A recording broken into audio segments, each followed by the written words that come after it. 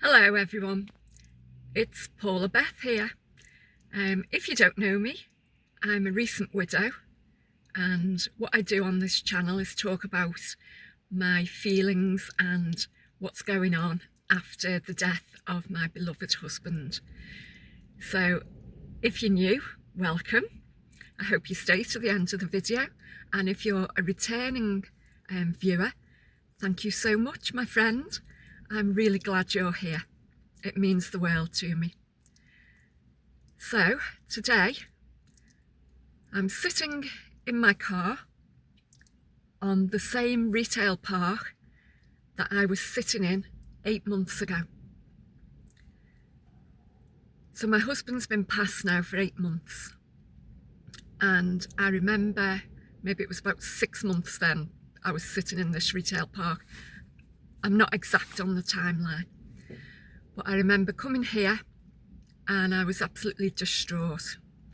I was in a terrible state, and I haven't been back to this retail park since. So today I wanted to come to the Range, which is a shop over there. I needed some oven cleaning products, hey ho, I really know how to have a good time. And I just wanted to have a little look around. So I decided to come back to this retail park. So like I say, I haven't been here for over 6 months.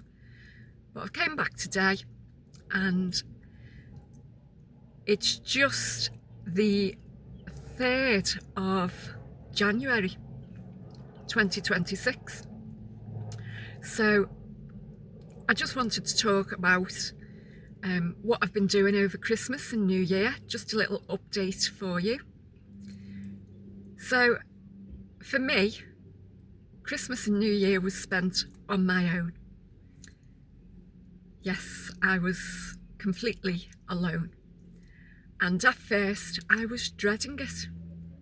I really didn't want to spend Christmas and New Year on my own.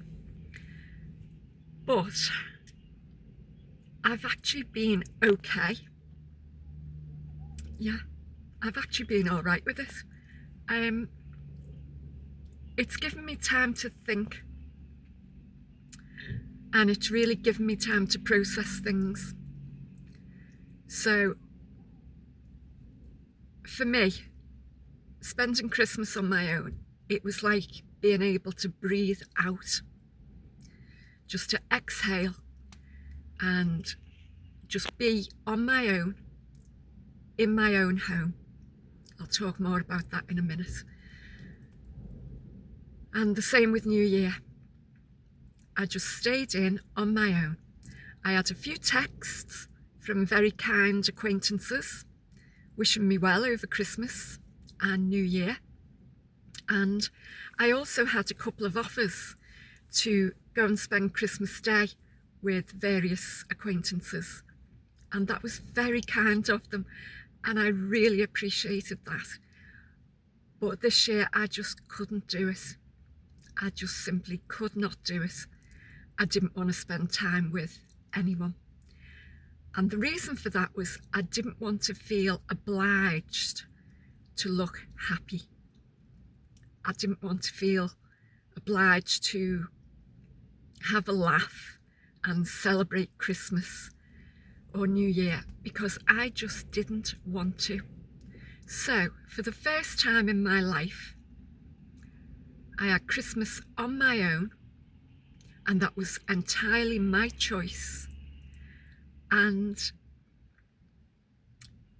I enjoyed it for what it was. There was no pressure, there was no stress, there was no expectations on me. I could just do what I wanted. And I had a very simple time. I got up late because I wanted to. I ate the food I wanted to. I put the TV on, watched a bit of Christmas TV, and then I put the computer on, watched a few YouTube videos, answered a few comments on my videos, and that was it. And it was actually nice. And the other thing, I didn't want to face people saying, "Oh, how are you? Are you okay? Are you still surviving?" I just couldn't face people saying that to me. I thought, if anyone says that to me, it's not going to be pretty. So, no, I thought, I don't think so. So I'm really glad that I made the choice to stay on my own over Christmas and New Year. And if you are going through something similar, if you've had a bereavement of a spouse, husband, wife, or life partner, please don't be afraid of spending time on your own. You'll be okay. You really will. You'll be okay. Now, going back to spending time in my home. When I made another video in this retail park, sat here 6 months or so ago, as I say, I can't remember the exact timeline, but I just didn't want to be at home. I did not want to spend time in that house. And when I first got home after Glyn had passed away in the hospital, I couldn't bear to go into the house on my own. And I can remember sat in the garden for an hour or so before I would go into the house. And once I got in the house, I thought, I can't stay here. This isn't my house. This was our house. I can't stay here. I've got to go. But obviously, your mind isn't right when your loved one passes away. I wasn't thinking straight. And the other thing is, I had nowhere to go. But in those early days, should I say, in those early days after Glyn had passed away, I just did not want to be in that house on my own. And so I was out every day, constantly distracting myself. The only reason I was in the house was to sleep. But as time's gone on, I've realised my house, my home, is my sanctuary. I actually feel safe there now, where when Glyn first passed away, I didn't feel safe. I just felt like everything was a threat to me. But now, time's gone on, and I'm not saying it gets easier. It doesn't. Your grief changes, and you learn to grow with that grief. You kind of grow around it. So the grief will always be there, but it's not as all-consuming as it was when your husband or your wife or your partner first passed away. So spending Christmas on my own and New Year, I felt totally at ease in what is now my house, my home. It's not our house anymore. It's mine. And Glyn helped me make that house into our beautiful home, which it is today. And I am so glad that I stayed put, because I was very tempted to move away very quickly. And there was a few people who advised me, oh, you need to get a flat, get a studio apartment or a 1-bedroom flat. And I thought, why? Why would I want to do that? I'm only in a small house now, but I have a garden. And I absolutely love being able to sit out in my garden when the weather's nice. So if I was in a flat, that would be taken away from me. And the other thing is, I don't know at the moment if I could stand living in a flat with neighbours above me, below me, and either side.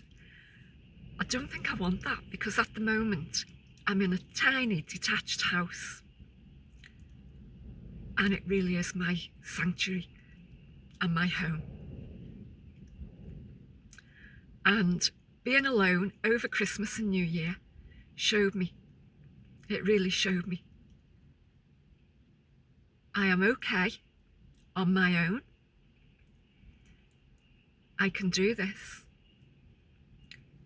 Glyn is always with me. He's a part of me. He always will be. And I'm at peace in my home. So today, I haven't came out because I wanted to get away from the house.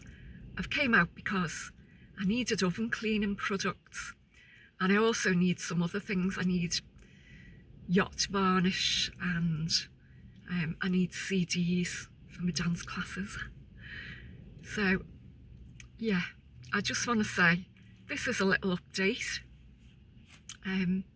I'll always tell you exactly how it is. So time has moved on and things are different, and acceptance comes in slowly. It really does. It's not something that if you're going through something similar, you accept everything how it is within a week of your loved one's passing. It doesn't quite work like that. It takes time. So be kind to yourself and give yourself that time. So, like that last video I made, where I sat in this very retail park, I've just had a Greggs chicken bake for my lunch, and I enjoyed it. It was nice. I know, pies, should you be eating pies? Hey, if you enjoy it, eat it. That's what I say. You can always have a salad tomorrow. Yeah, so this is just a quick update from me to you. Again, you'll always get my raw feelings, how I'm really feeling, how things really are. And the other thing is, I don't give any filters. So today I've got no makeup on. I haven't done my hair. I'm just out. This is me. So thank you so much if you've made it to the end of this video. I wish you all the very best for the new year. You take care. And if you're grieving, remember, be kind to yourself and give yourself time. Okay. I hope you have a lovely rest of the day. Take care. Be good to yourself, and I'll see you soon. Bye.